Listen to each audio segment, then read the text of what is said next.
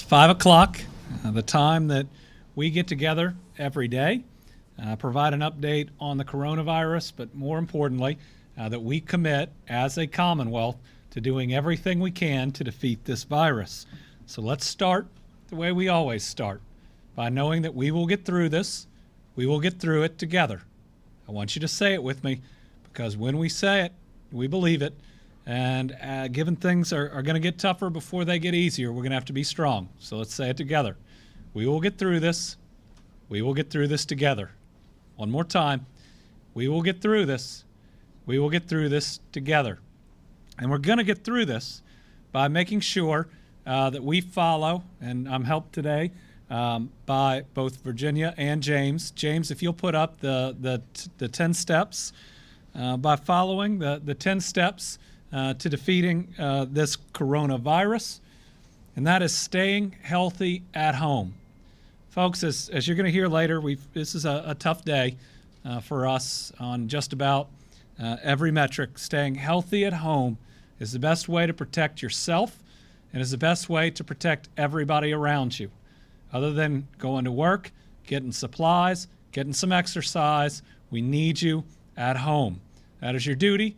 As a patriotic American and as a member of this Commonwealth, it's the way that you can help other people. We need you to avoid crowds and gatherings of any size.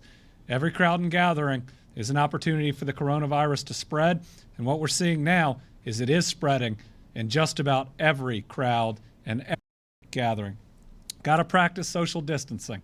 If you're in the grocery store, if you're in Walmart or Home Depot, Lowe's, you pick. We need to make sure that it doesn't become a social hour and that you stay 6 feet apart. If it looks like there's a crowd at any store, you don't go in. We have to get this right. Knowing when to seek care. And we're going to hopefully in the next couple days provide another update on that. But that's that if you are well but nervous, you call our hotline. If you are sick but would have not otherwise sought care, call, don't go to your health care provider. But if you are truly sick, or injured, make sure you get the help that you need. Our website, kycovid19.ky.gov. That is the definitive source for information on this virus and our guidance. Make sure that you use that as a way you get information and not social media. Wash your hands and surfaces. We got to continue to point this out, that especially as we are seeing a surge, wash your hands often. Protects you, protects others around you. Disinfect surfaces at home or at work. If you can't find disinfectant, use the 1-100 bleach solution. Apply for benefits. And tomorrow I'm going to have an extended period of time where we have Josh Benton to answer questions. I know that there are people frustrated with our system. Our system was designed to where if you fell in categories like being self-employed or being an independent contractor, you didn't qualify. We have expanded eligibility, but we're still trying to get what we'd call a legacy system, an old system that was designed for a different time, up to speed. I promise you, we are going to get this right. We do need some patience, and I know that's hard. I know that's hard at a time of uncertainty. We will get it right. Prioritize your mental health. As you know, the president has now extended their guidance through April 30th. I think later this week we'll have an update on where we're seeing extending different deadlines for the state. But that means we're going to be in this for at least the next month, at least. And we're going to need to be strong to do that, to continue the social distancing, to continue the healthy at home, especially as it gets nicer outside and we haven't seen people that we like in a long time. It's going to take that true strength and resiliency to make sure we keep doing what we need to be doing. Do not travel. We put out an order yesterday that's about traveling to other states, but don't travel anywhere. I mean, at this point, if you're not going to the grocery store or you're not going to a job, don't travel anywhere. It's very important to defeating this coronavirus. And finally, the opportunity to report noncompliance. Remember, the reason that we are doing this is if we reduce our contacts, we will ultimately flatten that curve and have the health care capacity to help people that are sick.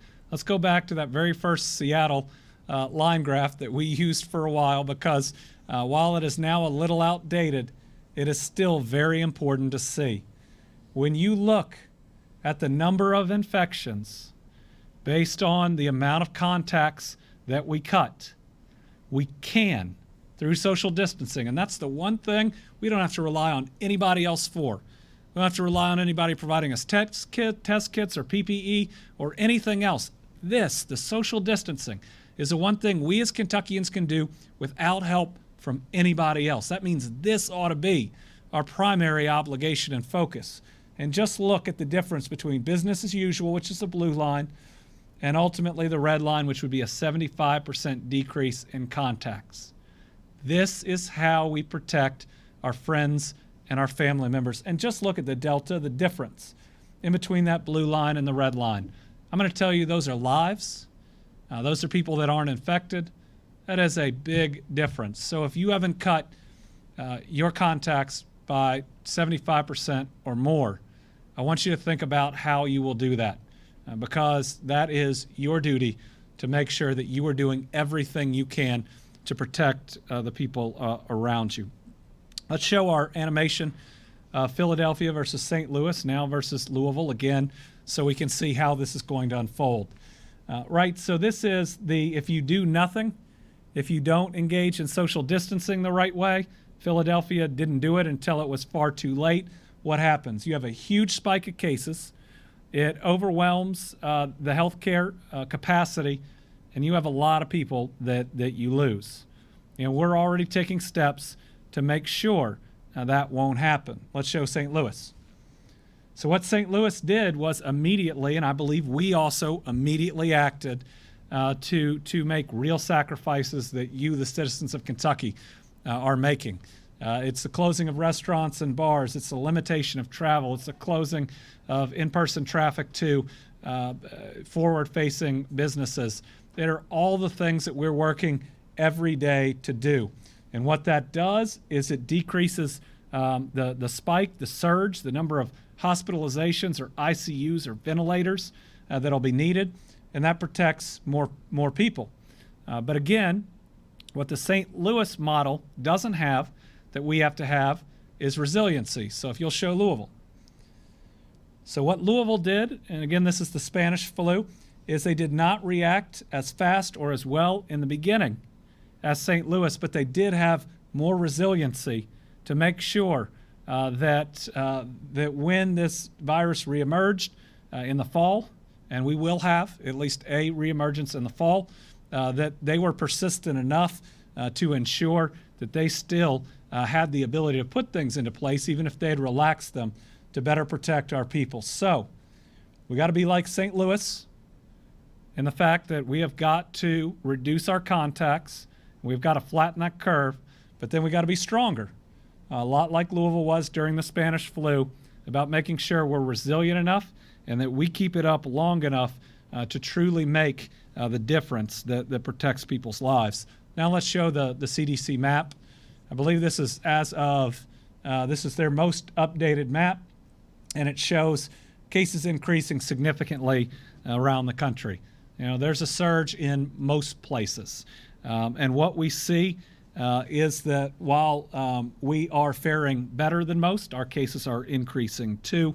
But it also gives us the idea that acting aggressively, reducing our contacts, can make a difference. We can better protect ourselves. And now some of the uncertainty here is none of us know, because not even New York has reached their apex, has reached the top of their surge. None of us know exactly how widespread this is going to get. But what we do know is whatever that amount is, we can reduce it by what we are doing right now. And I know uncertainty is the hardest part of all this. It is. It's the hardest part in planning. It's the hardest part in living. It's the hardest part in staying strong when it's really nice outside and you want to go see people. But what we absolutely know is that our resiliency, our following the guidelines works. And the larger that this virus spreads, the more potent that it is, the faster that it proves to spread, the more people we will save and protect. by cutting our contacts and by doing this right. Now quickly, before I get into our update from today, I do owe an apology to U of L's head football coach, Satterfield. That was my mistake. It was just my mistake. I never planned on being on TV an hour a day, every day, based on notes that I write in pen. I apologize to him. He was a great sport about it. Didn't care, just wanted to make sure that Kentuckians were doing what they ought to be doing, but it was meant as no disrespect to him or the university at all. And I'm going to mention in a minute the U of L, while we've talked about their lab and in some instances on communication, their capacity has increased significantly, and they're going to be helping us out over the next couple days. We appreciate that as well. All right. So today's update, and I'm going to do the update before the good news, which we're going to put at the end to pick ourselves up a little bit, is a tough one. So this is our largest day of new cases. We have 114 new cases, and we also have 6 new deaths. Now, we knew this was coming, and we know there are going to be days where we have more than 114 new cases. And there are probably going to be days, folks, where we have more than 6 new deaths, and that's going to be hard. But that is what this virus is, and that is why we are working so hard to reduce our number of contacts and protect the people around us. We were prepared for this. We can breathe. We can take it in. And we can know because of it that we're committed to working harder the next day, to hope that we don't have another day that's this big, but we know we will because we are in that slope where the virus increases. Our new cases are 58 in Jefferson, 17 in Fayette, 4 in Hopkins, 3 in Jessamine, 2 in Kenton, 2 in Shelby, 2 in Davis, 2 in Edmondson, 2 in McCracken, 1 in Christian, Campbell, LaRue, Graves, Clark, Madison, another in Christian, 1 in Montgomery, Laurel, Pulaski, Russell, Hancock, Muhlenberg, Hardin, Rockcastle, Henry, Scott, Union, Carroll, Woodford, Bourbon, and Anderson. And I know there's some first-time counties in there, and to those that are out there, that just means this is your first confirmed case. We have known that there are people that have the coronavirus in your communities. Remember, most people are asymptomatic. So this just says to everybody out there that we've got to treat every community like the coronavirus is already there. And thank you to our county judges and our mayors and our magistrates and everybody out there that has already, I know, internalized this and is working under that model. Our deaths today, that we learned about today at least, are an 88-year-old female from Fayette, a 74-year-old male from Bullitt, an 87-year-old female from Jefferson, an 81 female from Jefferson, a 74-year-old male from Jefferson, and a 66-year-old male from Jefferson. To my knowledge, all of these individuals had other factors, but the coronavirus was a factor. This is what this virus does. To folks that are suffering, that are in our vulnerable population, from other issues, but issues that our citizens can live with day to day. This is the group that it impacts the most, and that's also why, and when you don't follow the guidelines, when you get together with people and you may think it's harmless, maybe because the age or the health of the people that you're getting together with, that doesn't mean that they don't then interact with somebody else who interacts with someone else who interacts with one of these folks. So please, let's redouble our efforts. Tonight I'm going to be lighting up the Capitol and the Governor's Mansion green, and I'd ask as many people out there to do it as possible. And if some folks out there that haven't been will start, though we have seen a lot, we'd appreciate that. Today we lost 6 Kentuckians, which is something that I hoped that I would never have to announce, though I know I will be announcing it more as we move into the future. Let's make sure that we honor them, that we show compassion to their families, that we show that green color of renewal, because at least in my faith, their spirit is merely leaving their body to a better place. Let's make sure we can console those families, and we remember that more than ever in our lives, every decision we make has consequences on other people, even people that we don't know. We are more interconnected, even though we have to stay apart, than ever before in this Commonwealth. And so everybody is depending on you. Each individual out there that's watching or not watching, everybody out there is depending on you. Let's make sure we do the right thing. Let's make sure that we get it right. Given this report, I'm going to ask Dr. Stack to come up to talk a little bit about where we think we are, how this surge is here, and then we're going to talk about some new steps we're taking, and then we're going to move into the positive things that folks out there are doing. I want to do it in this way, so again we can get that recommitment after a tough day, knowing that we can't let a bad day get us down in terms of our compliance. We've got to make sure that days like this motivate us, that we send our thoughts and our prayers to those that we've lost, and we mourn. But at the same time, we're stronger coming out of it and more resilient and ready to start tomorrow, reducing our contacts further and doing everything we can to defeat this coronavirus. Steve? Thank you, Governor. I always believe perspective is important in this, and so just like the governor says, the vast majority of us are going to be okay. I just want to remind you, 80% of people are going to do just fine, and kids, for a number of reasons, children appear to be relatively spared. But that being said, there's a significant portion of us who may not be okay. You can watch the news and look at it just like I have, but some of my friends and colleagues from around the country were sharing how there are field hospitals set up in Central Park in New York City now. And if you would have asked any of us in healthcare if you could imagine physicians putting breathing tubes in people in the middle of Central Park in field hospitals, it would have been inconceivable. I talked to a childhood friend of mine who's an infectious disease specialist in New Jersey on the outskirts of New York. And she's a pediatric infectious disease specialist. And they have essentially shut down in the hospital where she works all of the pediatric care except for a very limited amount, and it is all gone over now to coronavirus patients in adult care. Folks, it's not a game. This is for real. And I'm really proud of what we've done in Kentucky, because all the stuff that the governor has shown you, the curves and the graphs that he's shown you, show that hesitation hurts a lot. So you have to act boldly, and you have to take significant steps. We've done that in Kentucky. I still have friends, medical professionals, and others who are just concerned in the community who reach out to me and say, should we do more? Should we lock down more? If you do the things that we have already asked you to do, we're going to be okay. If you do the things like not travel out of the state, please don't try to visit nursing homes and prisons and hospitals. My friend in New Jersey even said they're doing the exact same things, but if you go into a hospital, there's only one visitor, everyone has to wear a mask, and they're fever checked in the hospital, and you're not allowed to leave if you're the visitor until your loved one goes home. This is how serious this is, because the problem is it's so contagious for other people, and once it starts to spread, it spreads rapidly, and then we have a serious problem with not being able to control it.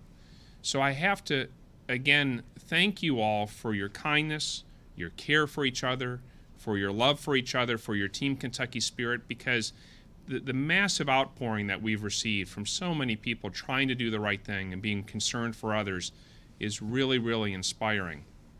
But if we don't do these things, there's a lot of folks going to get hurt. And the governor has to stand here and tell you each day these reports that sadly, even though they're much better than many of our sister states in the United States, still are not what we want to say. Now I want to give you a couple little factoids too. There's been some reporting or some discussion perhaps around the country that the numbers aren't going to be as bad as they could be. I just want to urge you to be cautious. I think there's some underestimation that may be going on, and I really have to urge you not to accept that underestimation. Otherwise, the risk is going to be so much greater for everybody.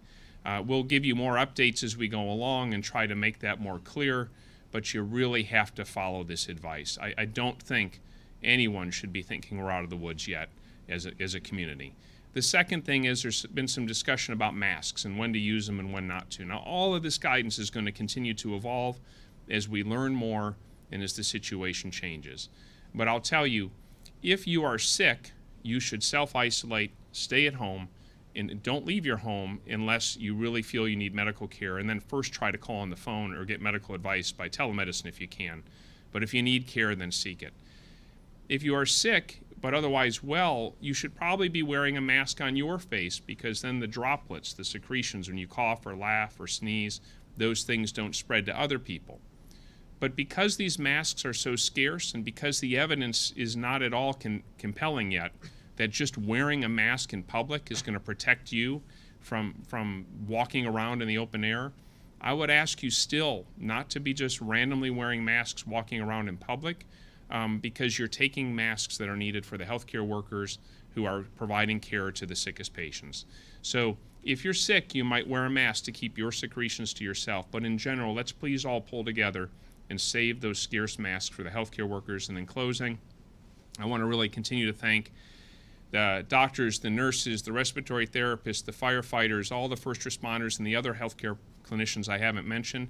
They really are on the front lines. They are putting your needs ahead of their own angst and their own worries. So please be kind, be thankful, be patient.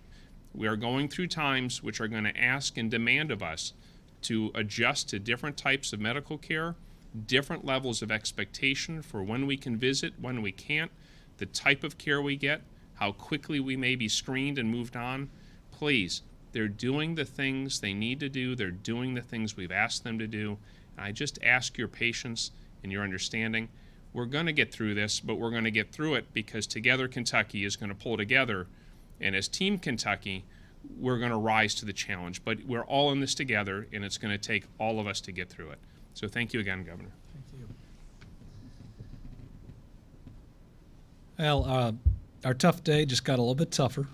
We just learned of one additional Kentuckian that we lost in northern Kentucky in Campbell County, who was in their 80s.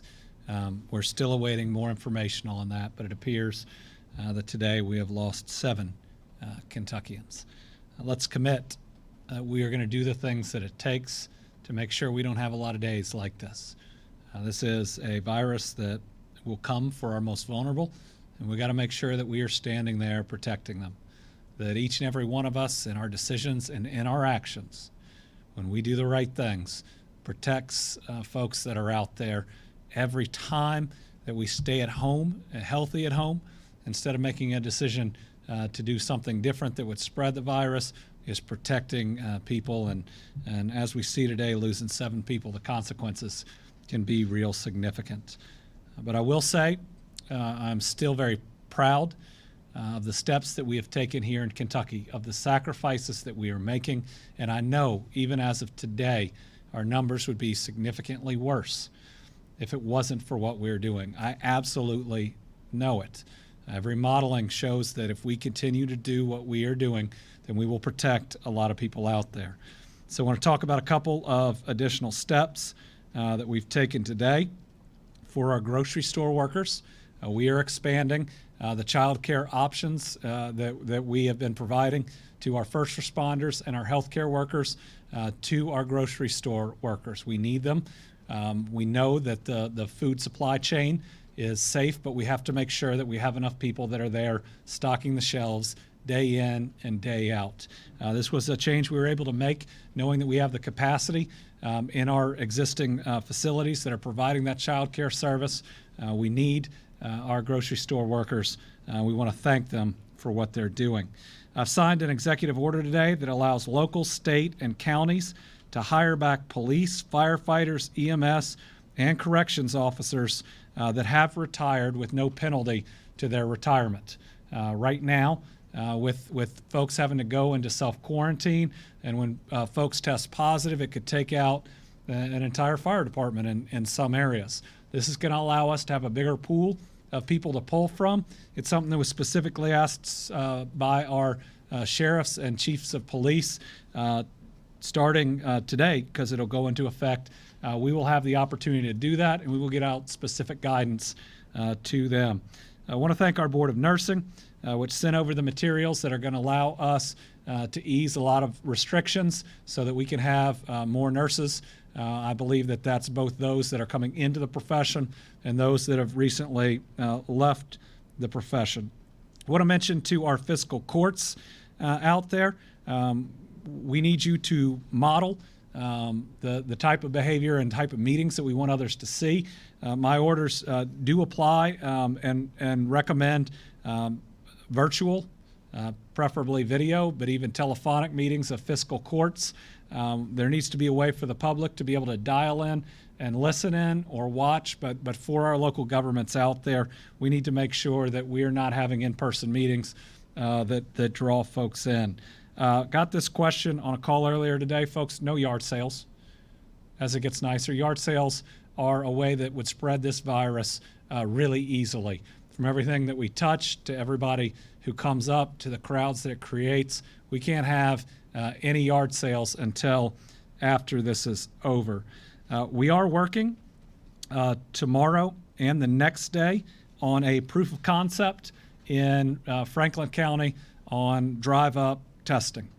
This is a practice run for us to make sure we understand the different challenges that we're going to face as we have the opportunities to stand these up in different places. We are working with some partners that we will announce as we have worked through these and know that we have everything in place to start moving this testing forward. I do want to thank the University of Louisville and its lab that's going to be able to help process the kits, at least from this proof of concept in a very rapid fashion. I do want to say that they have increased their capacity significantly since they've started. We're going to connect some people that are out in the state to them so that we can turn around some kits faster. And one of the challenges that we face, and we don't have it with our lab, we don't have it with U of L's lab, and we don't have it with UK's lab, is some of these outside labs can take 7 to 10 days to get back tests. And if you self-quarantined, and if you're already in that quarantine for about a week beforehand, you may be fully through the virus before you even know that you tested positive to it. So we want to make sure that any testing that we do is effective and that we can turn it around quickly. We are in continued negotiations to work towards that day where we can do significant drive-up testing. Every day we take 2 steps forward and 1 step back, but I do believe that we are continuing to take steps forward that will get us closer. Now I want to take, before questions, the opportunity to talk about the positives that are out there, because even in a tough day, there are so many positives. And our numbers are where they are and not where they are in some other places because of your hard work. Today's number aren't a negative reflection on that hard work. It's just a reminder of how strong this virus is and the steps that we have got to take to make sure we protect one another. And what we need is positive social pressure on everyone to follow these recommendations, and that comes from you. And so I want you to keep modeling the type of behavior we need, and I want you to keep filling up social media now more than ever, and we need more of it. We need more of it to keep everybody's spirits up, but we need more of it to show everybody out there that's not following the guidelines that the rest of Kentucky is, and it's time to get on board. So I want to look at a little bit of today's social media, pick us back up, and make us recommit the way we need to. This is Morehead City Park. We appreciate the mayor putting this up. Again, this was green from 2 nights ago, and we're asking everybody to light their house or their facilities up green. And remember, tomorrow morning at 10 a.m., ring whatever bells you have, wherever you are, even if it's just something inside your house. Let's remind people, let's remind the families that suffered a loss today that we care about them, and that we are here, and that none of us are alone. Just because we're social distancing, none of us are alone. Let's go to the next one. This is U of L's campus. We appreciate what they and all of our other universities are doing and the empathy that they're showing. Let's look at the next one. And this is again, an opportunity to, when we're practicing social distancing, let's remember that if we are in that blessed position to be at home with our family, it is an opportunity to be with our family. Let's make sure that unit practices social distancing from other family units, but it can be a time where maybe again we get to take a breath and we get to see our kids more than we would otherwise.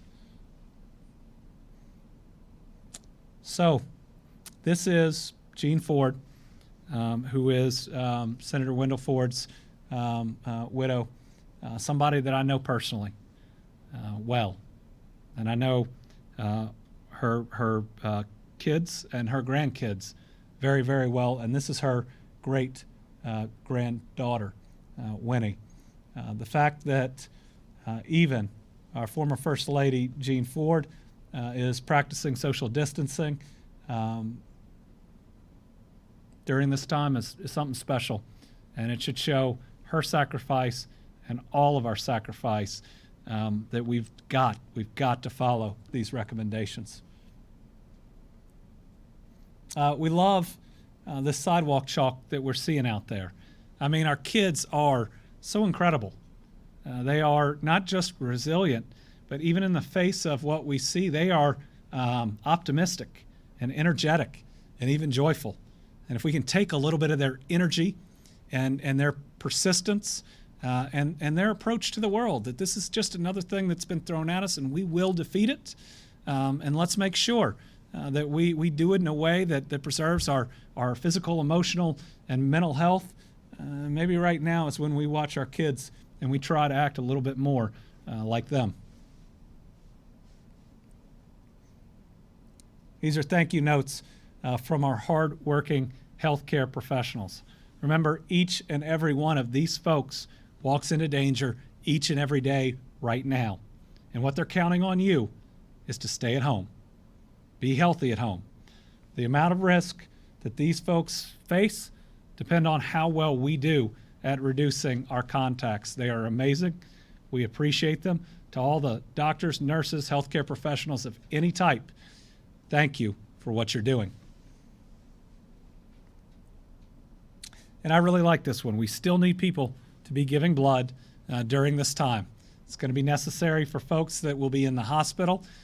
We know that it'll be done safely, and while it may take a little more courage during these times to go in and give blood than others, as long as it is in a safe environment, we need and we encourage people to do it. This is Eminent Schools using their 3D printers to help out. Again, the donations or the creation of PPE just shows an outpouring of support from Kentuckians. And this is KCO, but our Kentucky coroners and our Kentucky Medical Examiner's Office donating significant amounts of PPE, again, for every group out there that has it and that is not going to need it the way that it will be needed as this surge continues. Make sure you let us know. Make sure we can get our hands on it.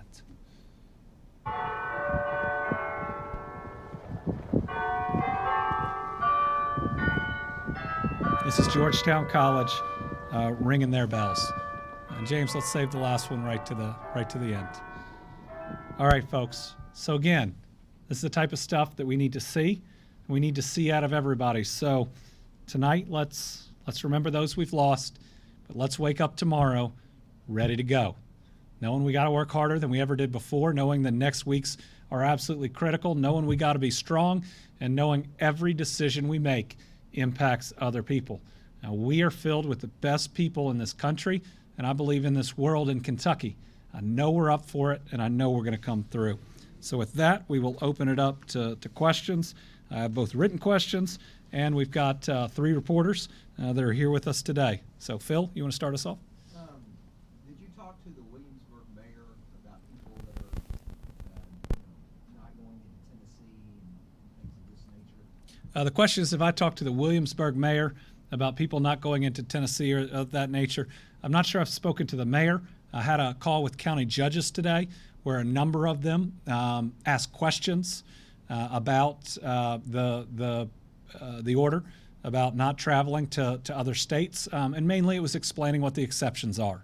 If you're going for a job, or if you're going for groceries, you're going to care for a loved one, or it's by a court order. Either you got to be at court or visitation. If your children are potentially in there, that those are all acceptable reasons. But otherwise, it's not just Tennessee; it's any other state.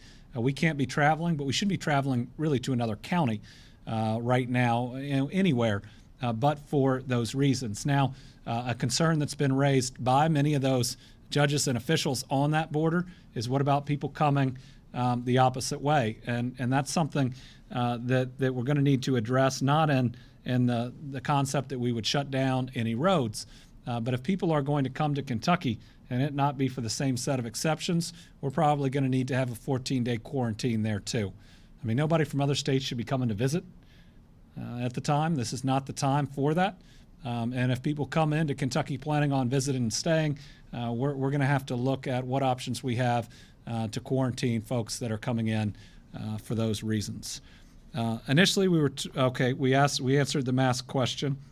Tomorrow being April 1st, a lot of people are going to pay rent. We've gotten tips from people saying their apartment still wants to receive the rent.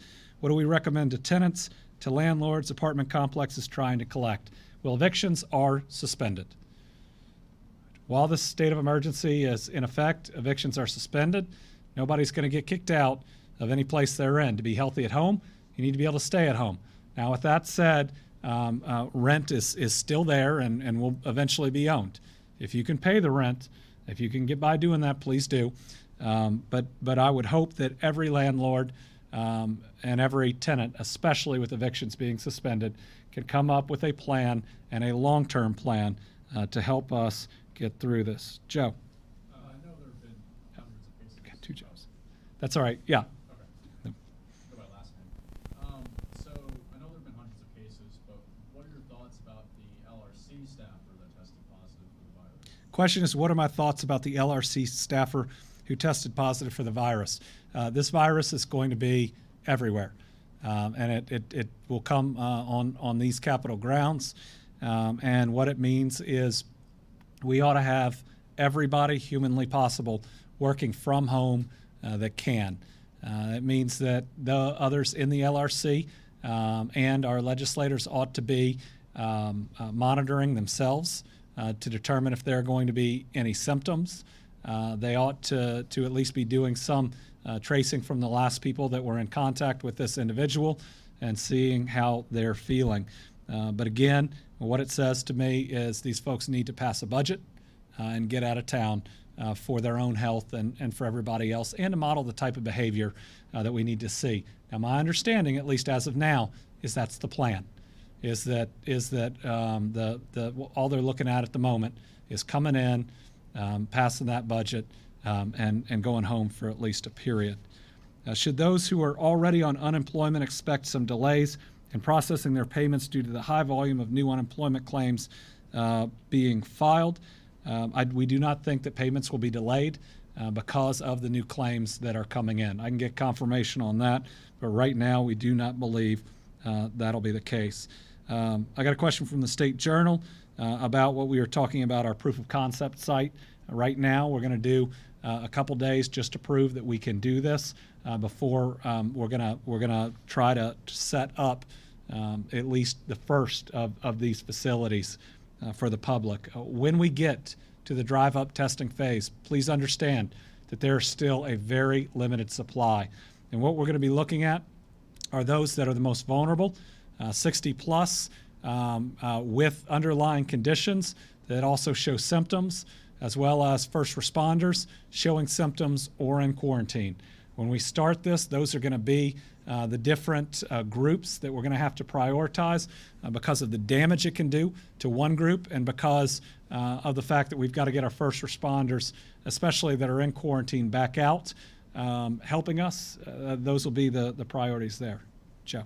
I have another GE question. Workers in Louisville returned to the plant yesterday, and some were upset about the working conditions there. They said that things hadn't changed, they hadn't been cleaned enough.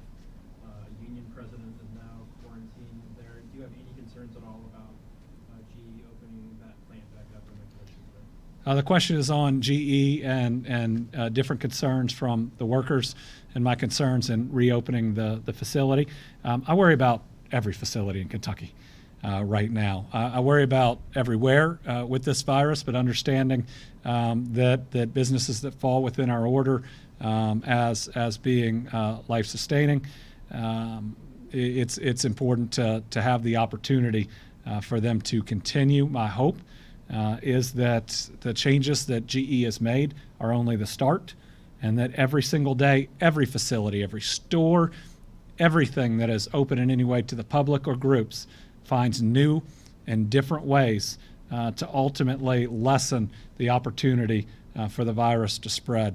I do hope that both the company and the workers can continue talks and can come to a place where the workers feel like GE is taking extra steps, and that GE has workers that feel safe coming to the facility. I know we're not there yet, and this is it's a scary virus to all of us, and so I understand how talks that normally might not escalate on any side as quickly can. I mean, based on the fear and on the anxiety, and we still want to help out of the governor's office in ways that we can, but that's one that's still in process. Other Joe. As far as the budget goes, the lawmakers are talking about the possibility of only passing a one-year spending plan, and that's in light of all the kind of chaos that comes around with revenue projections at this time. What are your thoughts about the possibility of the legislature only sending you a one-year budget? The question is, there's talk that the legislature may send or only pass a one-year budget, and what are my thoughts on that? I can't recall that ever being done before, but I also can't recall a legislature meeting in the midst of something like this. If a one-year budget is what lets them come in, pass something, and go home, that's the best thing for their health and everybody else around them. We'll work on it from there. But listen, I want them to be safe. I don't want them to spread the virus amongst each other and then back in their communities. We really need, and I don't mean this from a negative standpoint, to get them out of town. I mean that from the reduction of contacts everywhere across Kentucky. And a one-year budget, I mean, normally we pass a biennium. It's not ideal, but we're not living in an ideal world right now. And I'm willing to be flexible enough with the situation that we face. Are there any updates on, here, let me go back. Will the state be offering remote options for signing wills or advanced directives, maybe electronic signatures or video conferencing? So now we can notarize things through video. That solves a number of those issues, but we'll continue to work through everything, including a will or advanced directives. At this point, we've got to be able to do remotely. And if there are any impediments still in the way, we need to work with the Bar Association, the courts if necessary, look at our laws and do what it takes to address it. Are there any updates on state workers like the Highway Department who have to still report to work every day? Well, I hope that we don't have a full department anywhere in state government that has to report in person to work every day. And if that's the case, I'm going to fix it. Are you considering ending the school year early? The question is, am I considering ending the school year early? Given that the president has now moved his recommendations to the 30th of April, we're going to be looking at this week on our thoughts of our directives and our recommendations, including to school systems.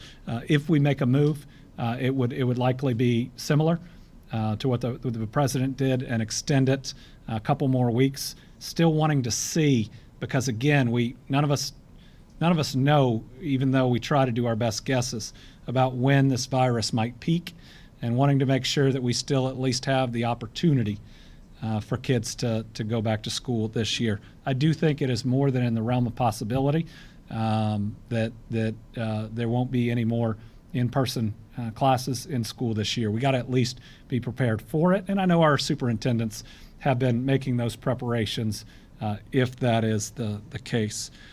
What's my advice to those that have had their claims denied? This is on unemployment.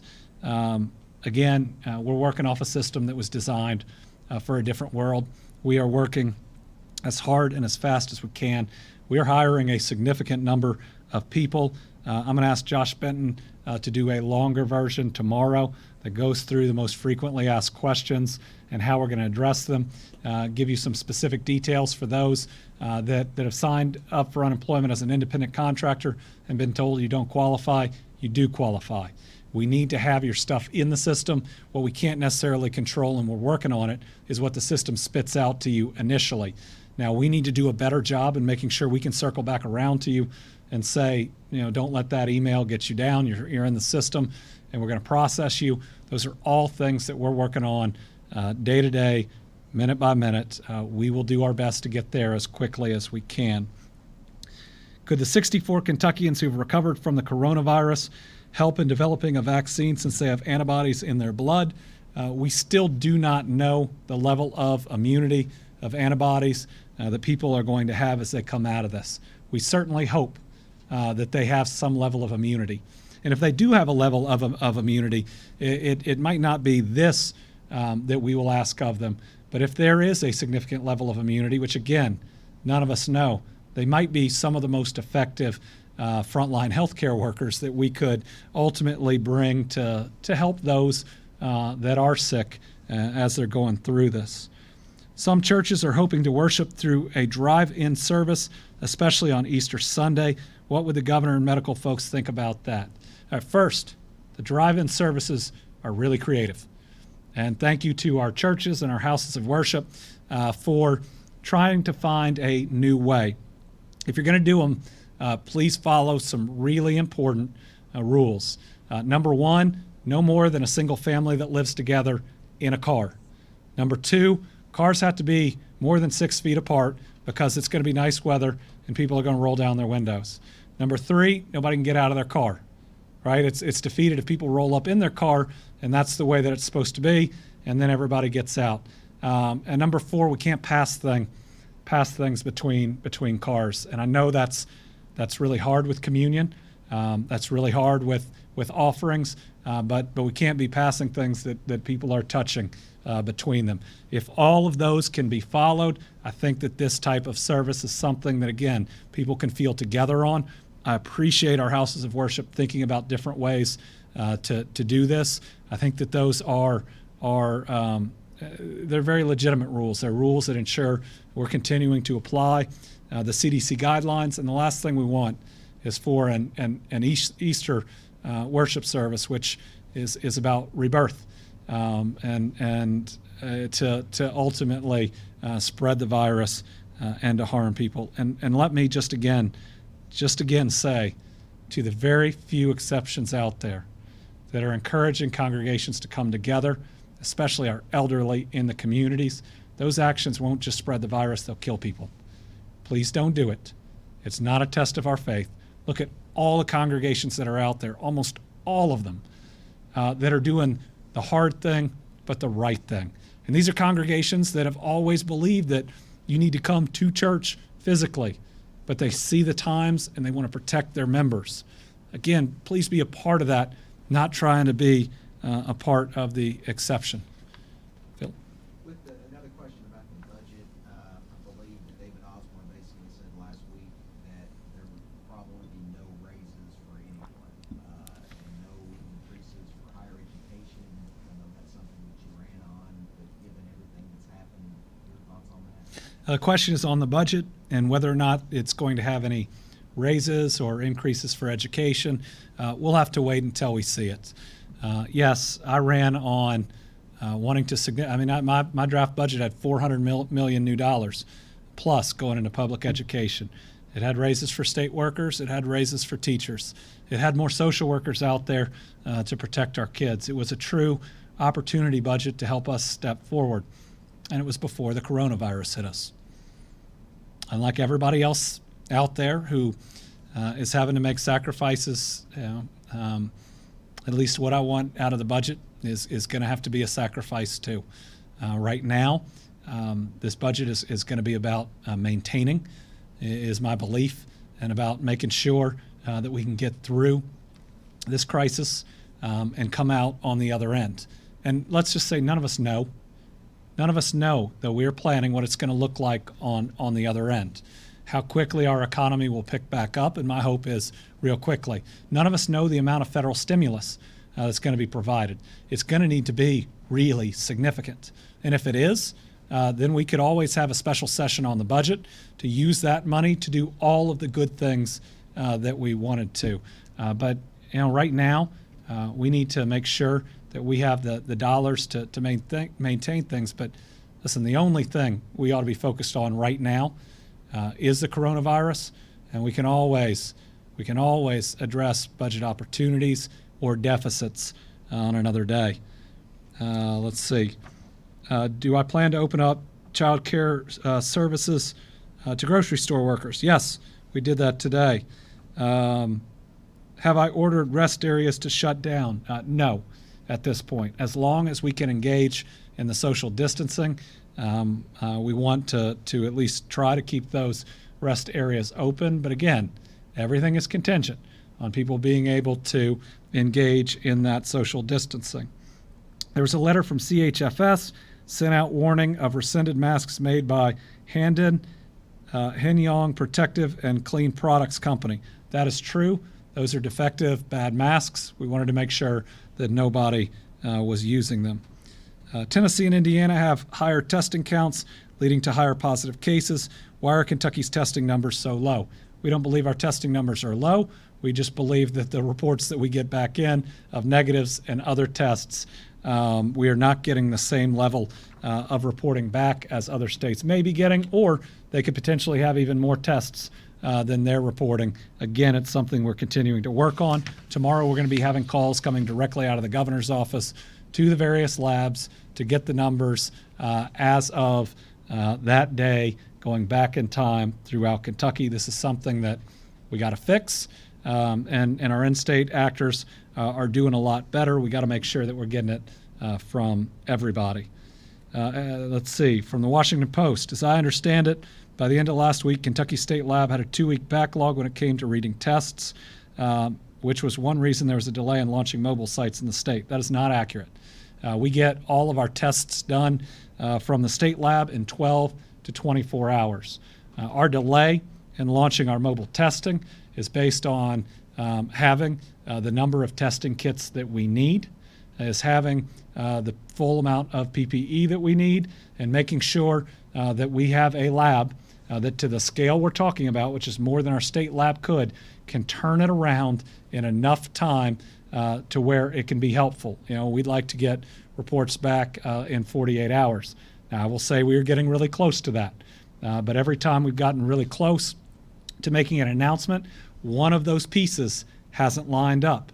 And I want to do this, but I want it to work. I want it to work. I want to make sure that when we launch this, it truly helps us. And we're not doing something just to do it or just to have cameras there and show that, hey, we have drive-up testing, but 10 days later you get your results. That's not going to help us. I want to make sure that we do it right and that it is a tool that better protects us here in Kentucky, and that's the reason for the delay. But the other is I got to see it. I got to see that we have the number of kits and we have the people, though we're not concerned about that anymore, that we have the PPE. I've got to see it to tell the people of Kentucky that we are ready to do it. I mentioned the possible release of Department of Corrections inmates at the press conference yesterday. Will people within, okay, and then there are some very specific questions on here. What I can say right now is what I'm looking at are people whose sentence is nearly over and are set to be released for nonviolent, non-sex related offenses, and those that are medically fragile. And we're still working through that list. It becomes much more complicated once we get down to the numbers, and it's taken more time than I would like it to, but we are still working through that process. Response to Our Lady of Bellefonte Hospital: is there anything the state can do to mandate it will remain open? So I was asked this question yesterday, and I said, of course we're going to need that hospital when this surge hits. Then apparently the hospital system responded that they're closing at the end of the month. Listen, we're going to use that building. We're going to use it. Whether or not the hospital system is operating at the time, we'll operate it with somebody else. But we're going to use that building, and I'd like that hospital system to try to hold on. I know that it was aged infrastructure and other issues that before the coronavirus were leading to the situation that they were facing. But if there's any lack of clarity, I'm not talking about a hospital system. I'm not talking about a company. I'm not talking about a nonprofit, not-for-profit. I'm talking about an actual physical hospital, even if it's shut down for a couple days or a couple weeks. We're going to need, and we're going to use, and we're going to take advantage of those beds. We're going to do that everywhere. So let's look at our key numbers, which are our numbers of hospital beds, our number of ICU beds, and our number of ventilators. So we really think about three things that we're doing when it comes to this virus. Number one, we're trying to reduce its spread. That's all our social distancing. That's all of your sacrifice. Number two, we are working on getting more testing every day to try to get to the point where we could test and isolate as much as possible. And number three, we're trying to increase our healthcare capacity. So when the surge comes, there are enough beds, there's enough ICUs and enough ventilators. This is what's created the crisis in New York, and as we're seeing in New Orleans. It's that when the cases spike, are there enough of all these? Now, every time you reduce a contact, every time we slow the spread of the virus, it gives us more time. It gives us more time to increase our capacity, and the more we can spread it out, and the more the virus has run its peak course in other areas, the more it's going to be available from other places in the United States as we move forward too. In other words, if we can slow this and we peak last, there's going to be more out there. We're already working on numerous plans to increase our hospital beds, and we already have at least plans to increase that by 10%, and making plans to increase that by significantly more. We're out there getting every convertible ventilator. I know there are at least 70 approximately that are out in Kentucky that can be easily repurposed, and we're looking at other versions in other places to make sure that we have brought together all of those resources. And then there's a question, if I've been told if a positive case in Boyd County was an employee of a specific entity, and no, I don't have that information. So let's take two more from here. You were just sent a letter recently, you probably haven't seen it yet, but it was from a pretty wide range of groups on the left and right calling for specific reforms on getting people out of state prisons as soon as possible, same time as something happens. You mentioned before what you're looking at. How soon can we expect actually? And my hope is that plan will be finalized this week. I will admit it's taken too long to put together, but it's more complicated than the letter and the suggestion. For instance, I think that letter says all Class Ds. Well, there are folks that have been convicted of a Class D felony that use the internet to try to lure a child and actually showed up intending to sexually assault that child. And they may be in their first year of a multi-year sentence on that, and I just view that differently than some other Class Ds. And so we're trying to be thoughtful about it, but we do need to pick up the pace more than we have. Anybody else? All right. So Kentucky today, we had a tough day, and there are going to be more tough days ahead. And I want you to be ready for days that we're going to have both more cases and also more deaths than we've had today. But everything you do all day, each and every day, collectively when we put all of that together, is how well we're going to be able to deal with this virus. While I'm out there every day fighting for PPE and testing kits, know the one thing that we can control here in Kentucky is how well we do on social distancing, is how well our behavior flattens that curve. This is the part that we can truly own.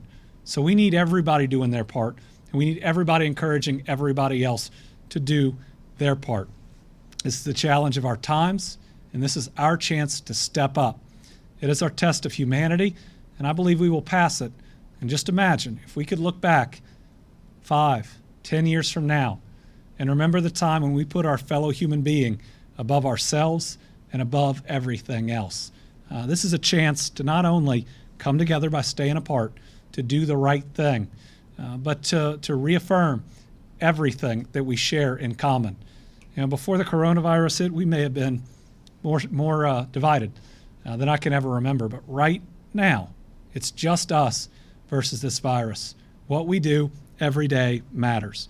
And so I want to end us today with a video of some of our young people doing their part, again, being creative, finding ways to connect even though they're apart. This is the type of positive social pressure where people see how much fun they're having, how good that their product is, and hopefully that encourages others to do the same. I believe this is from Danville Christian Academy. We want to thank, I believe it's their volleyball team, for helping to put this together. I'll see you tomorrow at 5. Light those houses up green. Ring those bells at 10 a.m. tomorrow. Think about the 7 Kentuckians we've lost, and then recommit. Recommit to doing everything you can to defeat this coronavirus. Thank you all. Thank you, Virginia.